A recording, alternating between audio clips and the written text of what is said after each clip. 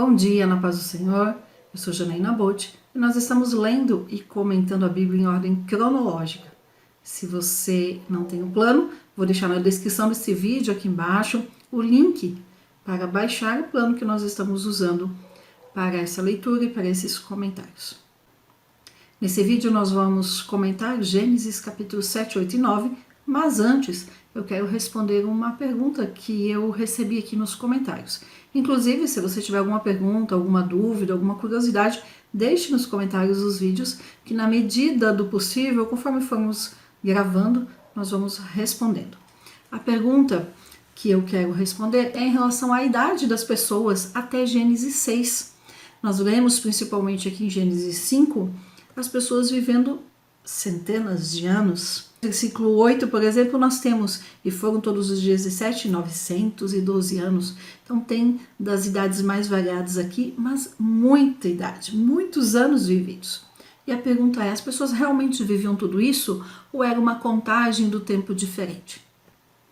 E sobre isso eu preciso repetir o que eu sempre falo, 2 regras para ler a Bíblia.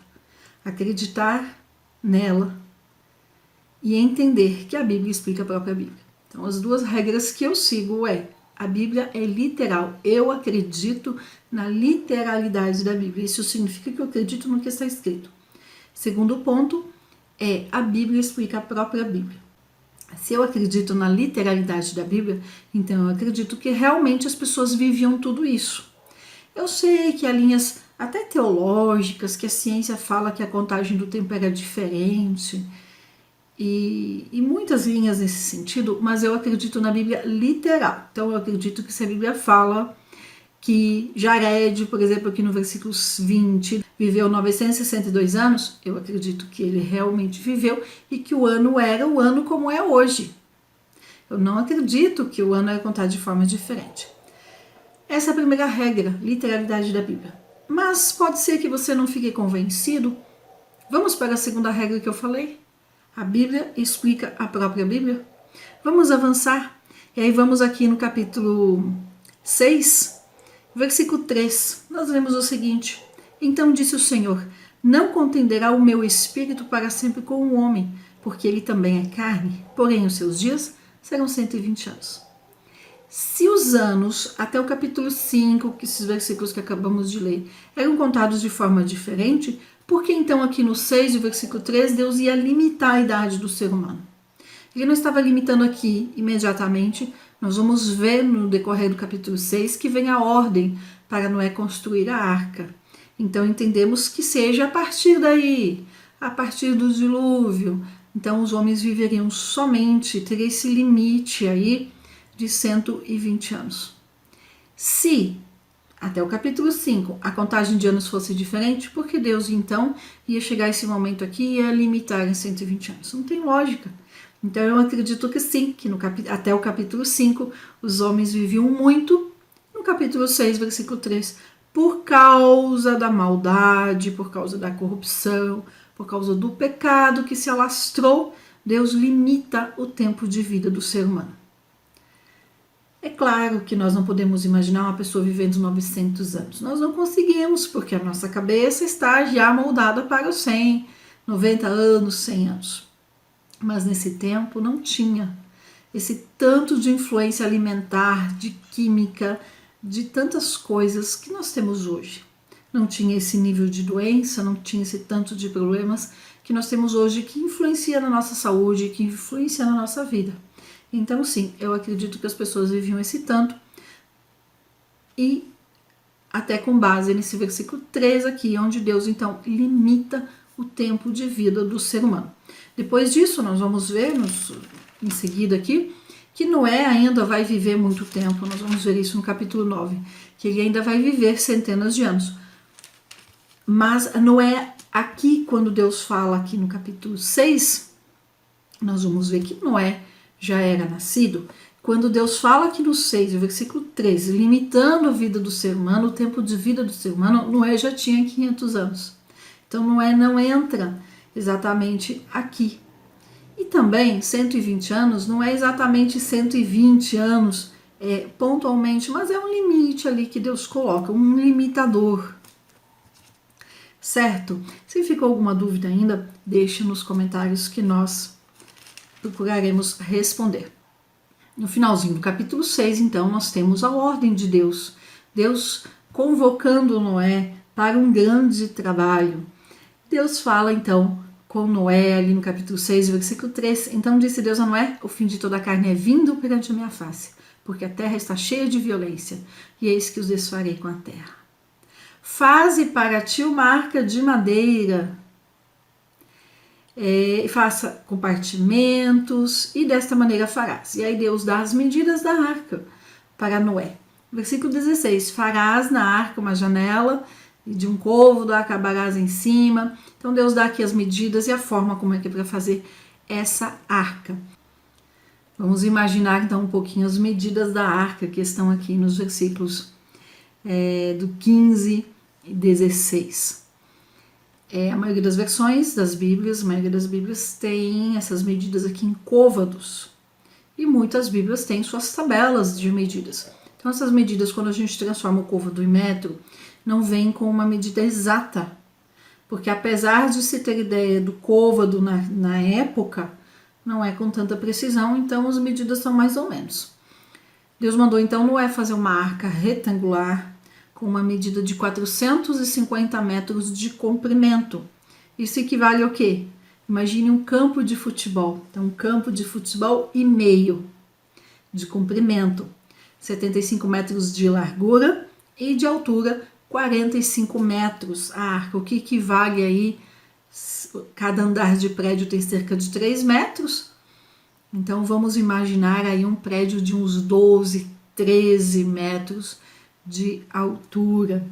E veja, Noé não era construtor de barcos, de embarcações, de nada disso.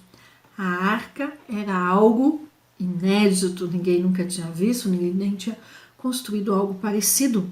Noé, que possivelmente era agricultor. E isso fala muito aos nossos corações. Ele não sabia construir uma arca. Ele não tinha capacitação para construir uma arca. Mas ele obedeceu. Ele se submeteu à vontade de Deus.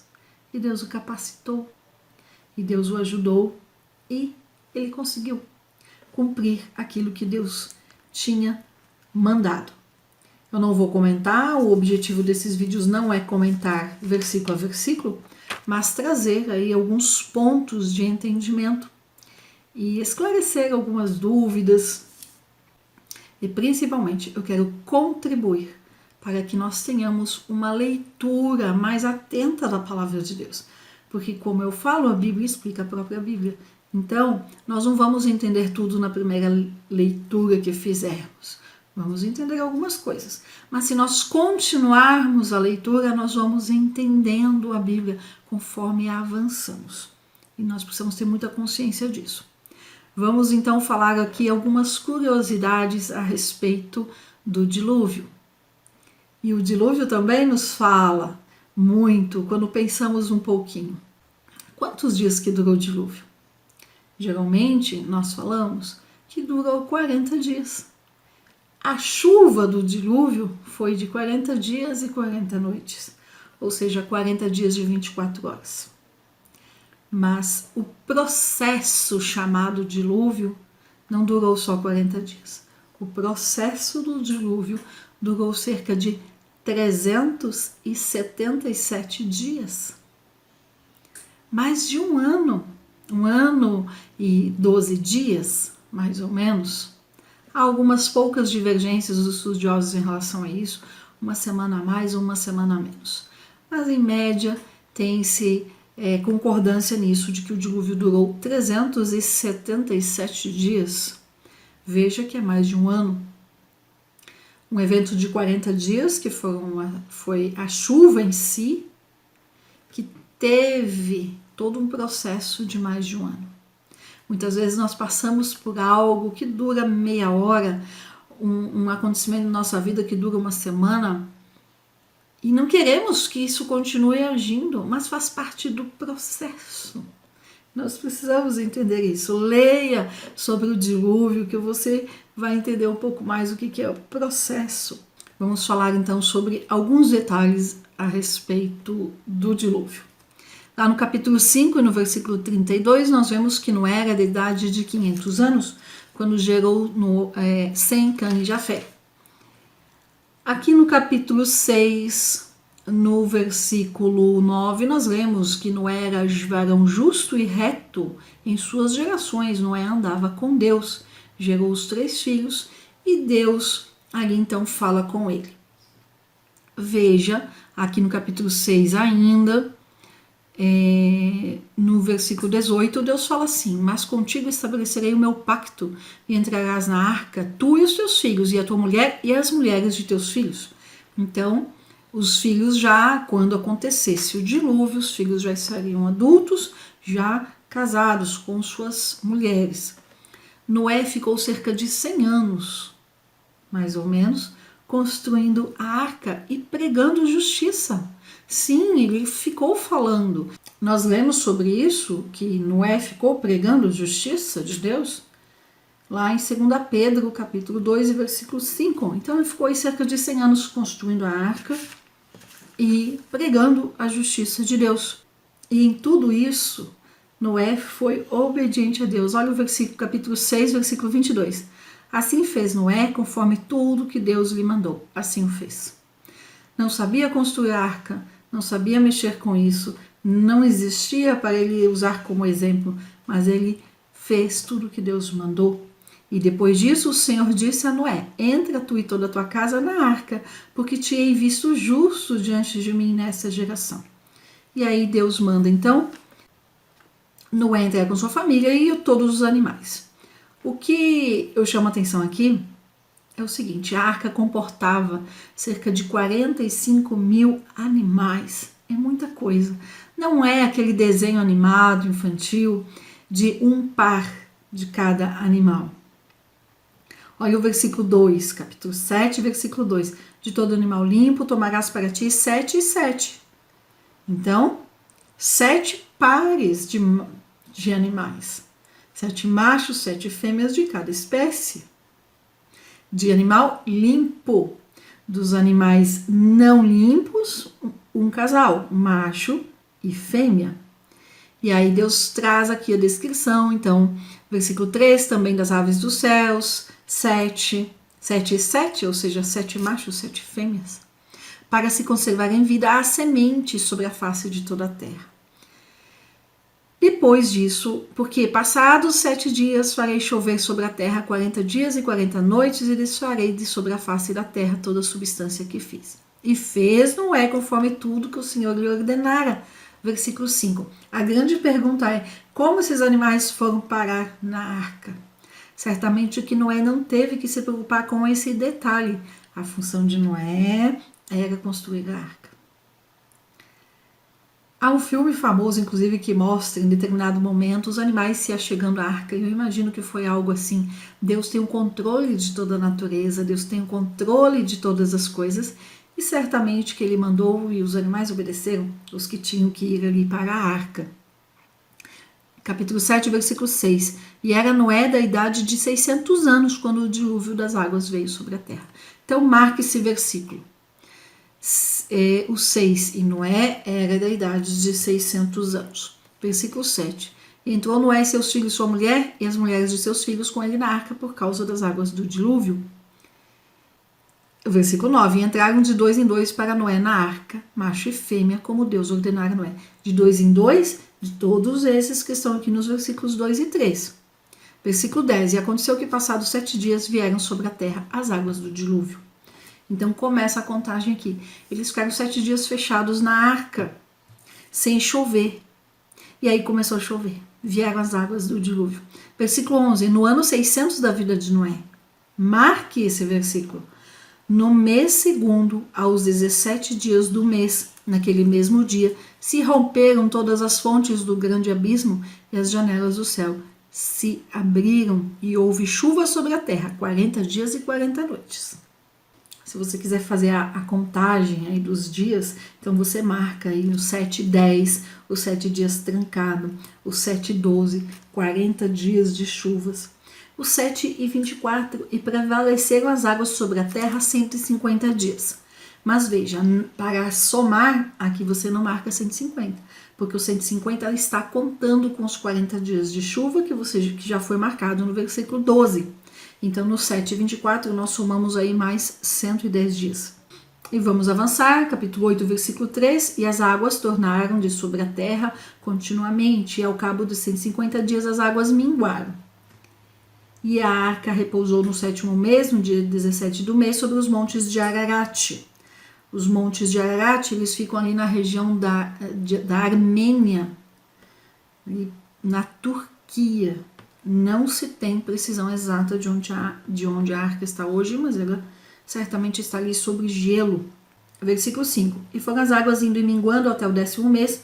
No 10º mês, no primeiro dia do mês, apareceram os cumes dos montes. Então as águas foram indo e voltando, indo e minguando. E aí precisamos fazer uma conta entre o versículo 4 e o versículo 5. Passam-se aí 77 dias. Depois mais 40 dias, no versículo 6. E aconteceu que ao cabo de 40 dias, abriu Noé a janela da arca que tinha feito. Então olha só, nós falamos de dilúvio e pensamos em 40 dias, mas eles ficaram lá dentro mais de um ano. Atente para a leitura, leia com calma e vai contando o tempo. Muitas vezes a gente lê a Bíblia e acha que as coisas são rápidas, que acontecem no estalar de dedos, e queremos as coisas assim também para a nossa vida, mas não é assim que acontece, não.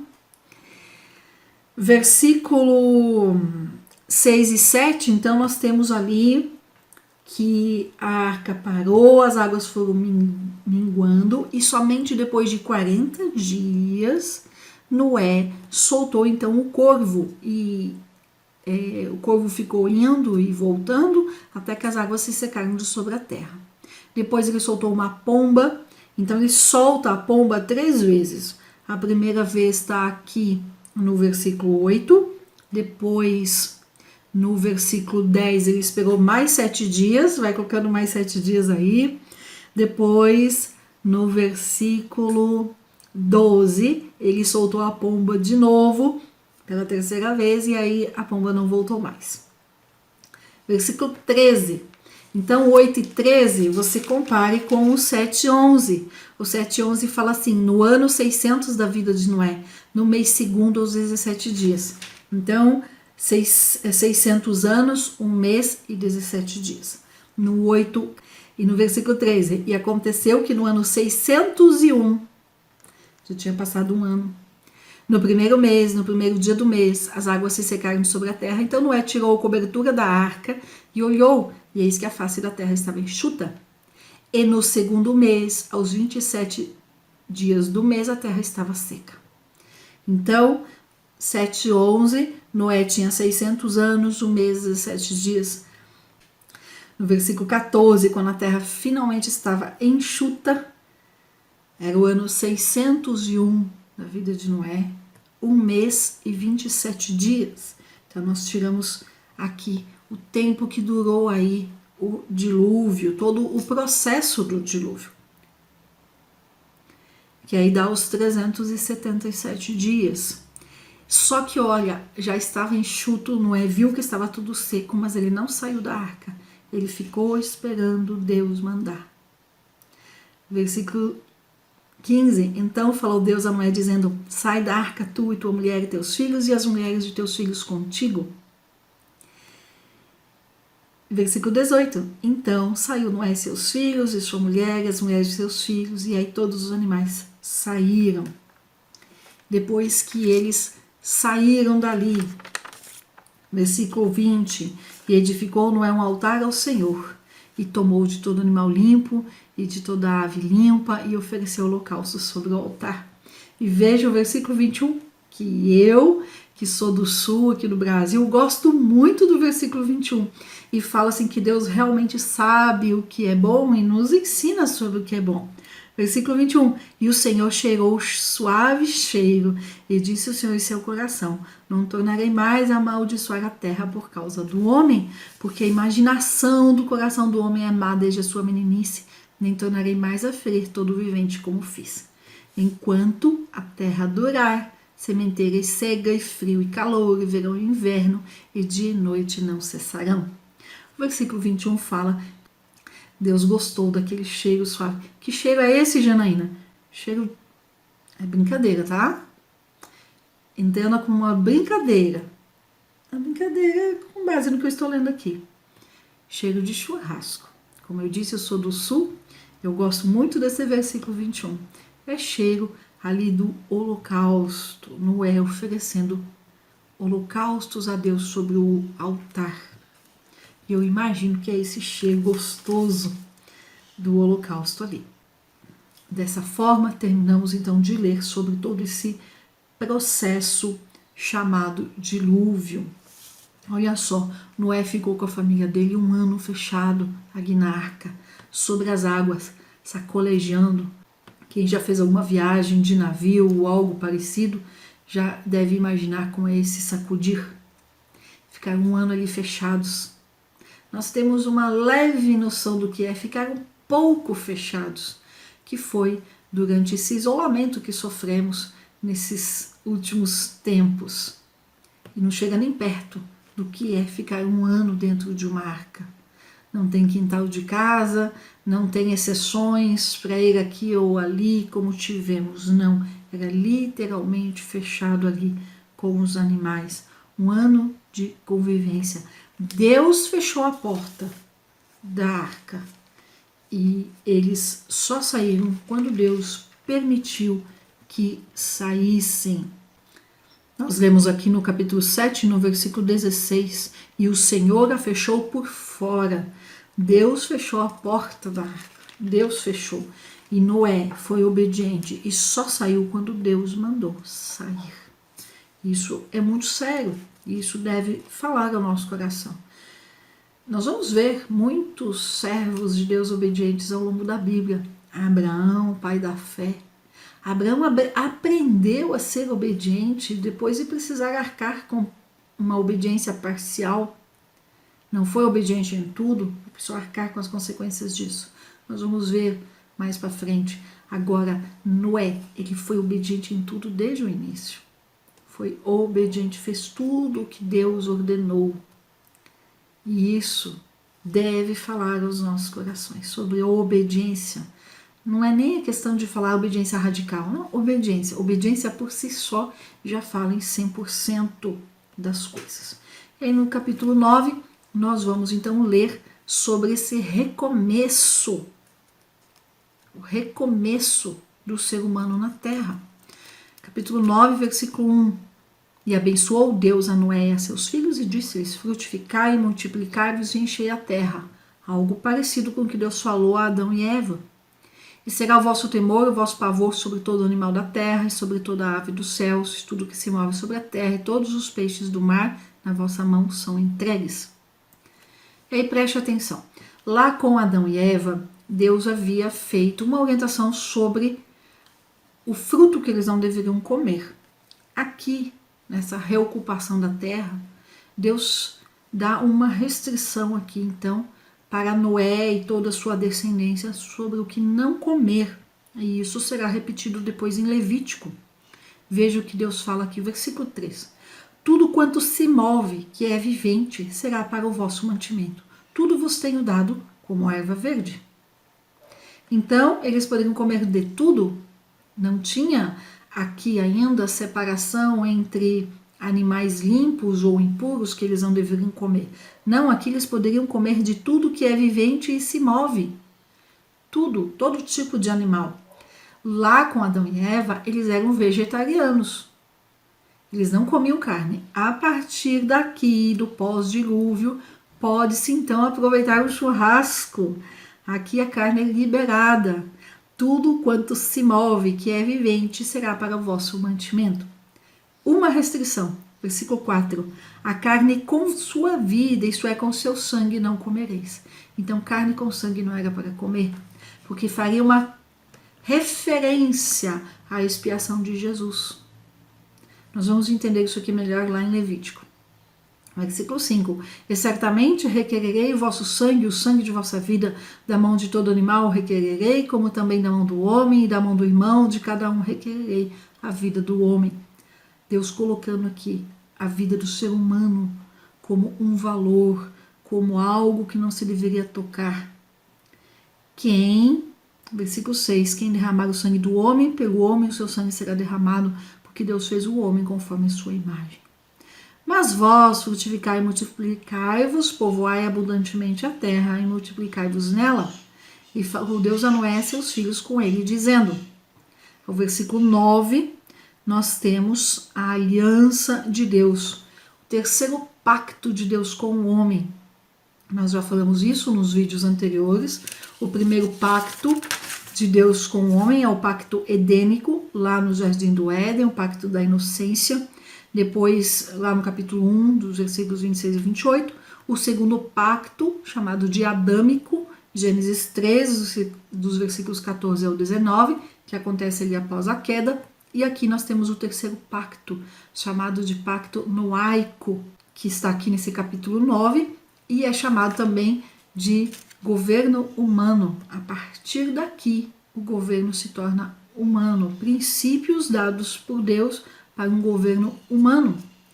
Deus fala aqui então com Noé e seus filhos. E eu, eis que estabeleço o meu concerto convosco e com a vossa semente depois de vós, e com toda a alma vivente. Ele vai falar aqui, desde todos que saíram da arca até todo animal da terra. Versículo 11, e eu convosco estabeleço o meu concerto, que não será mais destruída toda a carne pelas águas do dilúvio, que não haverá mais dilúvio para destruir a terra. Este é o sinal do concerto que ponho entre mim e vós, entre toda a alma vivente que está convosco, por gerações eternas. O meu arco tenho posto na nuvem. Então aqui é o arco-íris. O que eu quero chamar a atenção aqui? Vamos voltar um pouquinho, nesse capítulo 9. Primeira coisa, capítulo 9, versículo 5.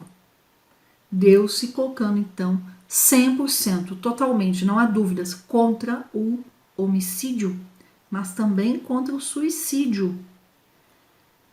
Certamente requererei o vosso sangue e o sangue da vossa vida. Então, é o sangue, eu não posso matar ninguém, e eu estou inclusa nesse ninguém. Eu não posso matar ser humano nenhum. E eu estou inclusa. Deus é contra a morte de outro ser humano. Deus tem o controle da vida. Então, contra o homicídio, e aí o suicídio está dentro. Tá? Só para reforçar isso. Segundo ponto, nós vamos ler aqui sobre o arco-íris. E olha como o inimigo é sujo. Pegou o arco-íris para simbolizar outra coisa.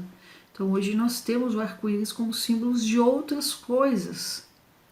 Lutas contra a palavra de Deus, a favor do sem gênero, contra essa distinção que Deus fez de homem e mulher.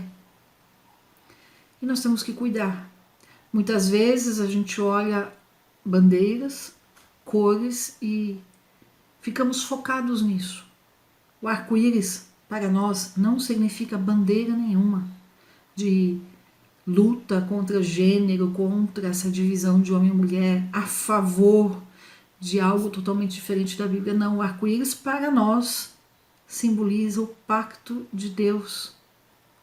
Aqui a aliança de Deus, de que não teremos a carne, né, o homem não será destruído por águas do dilúvio de novo.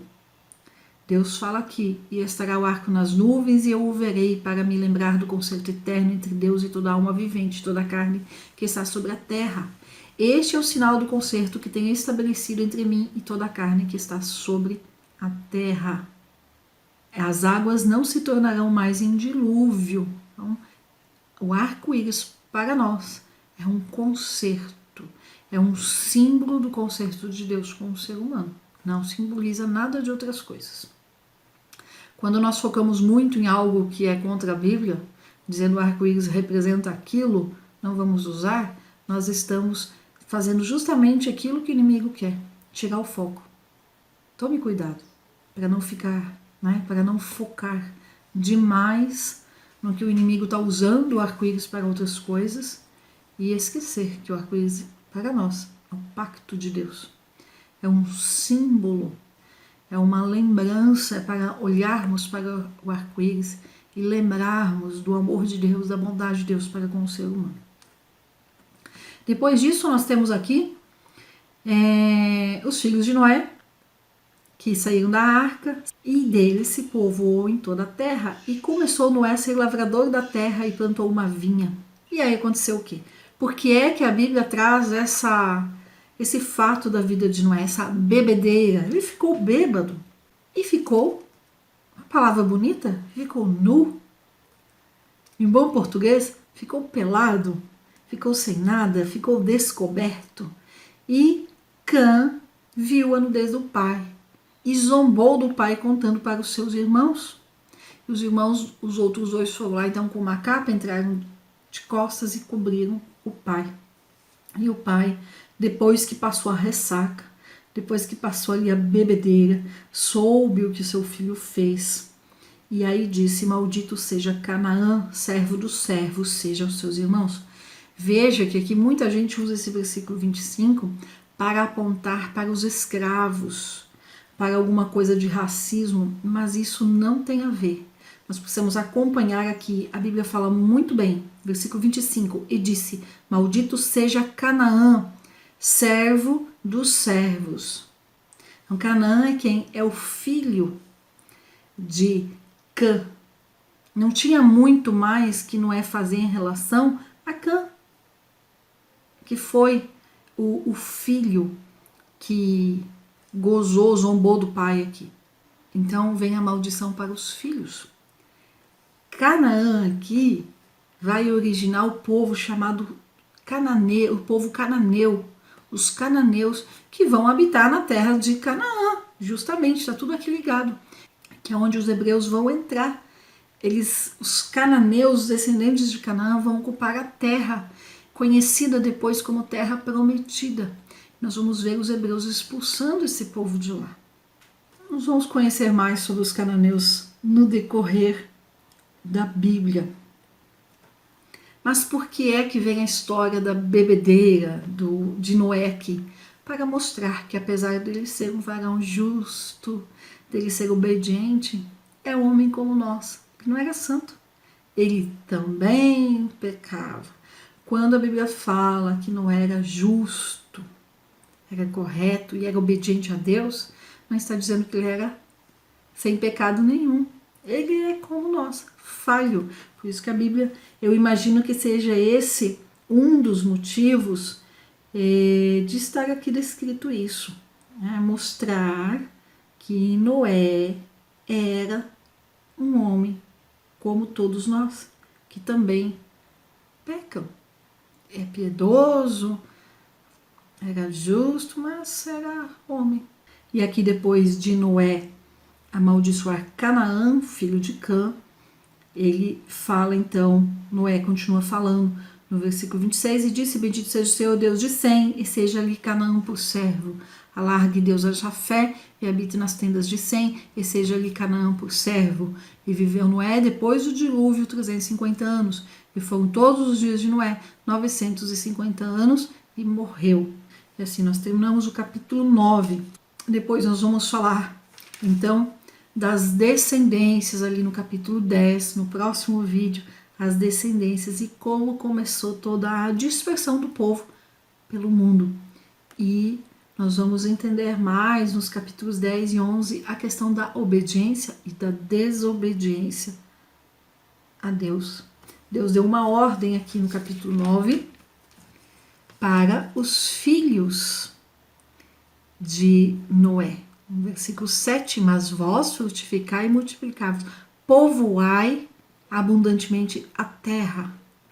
Não só essa parte onde eles estavam, mas toda a terra. E nós vamos ver que eles não obedeceram isso. Aí nos capítulos 10 e 11, vamos ver o que aconteceu, mas isso é no próximo vídeo. Antes de encerrar, só quero trazer uma referência aqui de tempo.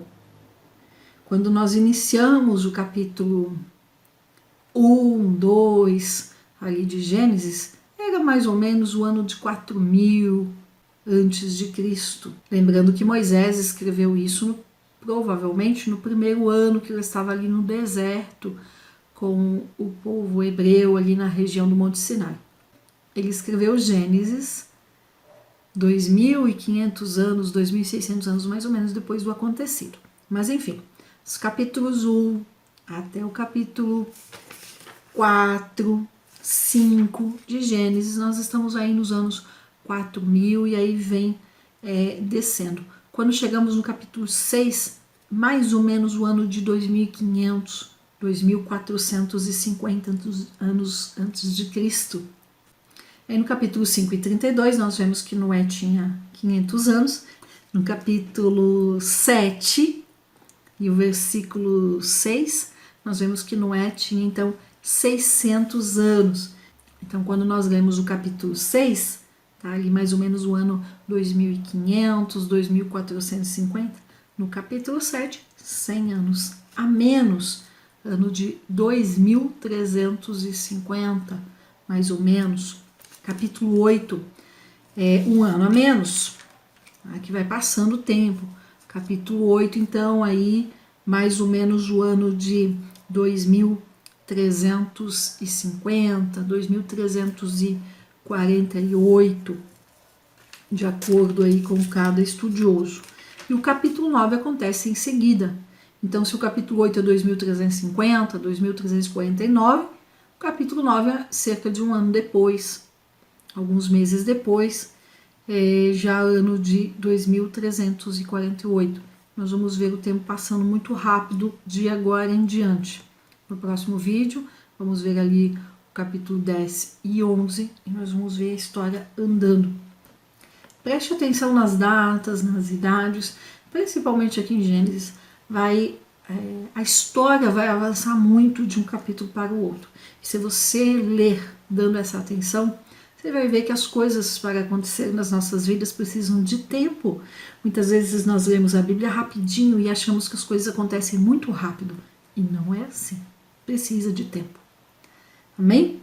Eu espero que tenha sido esclarecedor esse vídeo, principalmente a parte onde eu falei das idades, da literalidade da Bíblia. A palavra explica a própria palavra, a Bíblia explica a própria Bíblia. Se atenha nessas duas regras, que com certeza vai melhorar o entendimento da palavra de Deus. Lembre-se, a nossa mente deve ser moldada pela palavra e não pela ciência. Se ficou alguma dúvida, se tiver alguma curiosidade, deixe nos comentários abaixo. Fique com Deus e até o próximo vídeo. Deus te abençoe.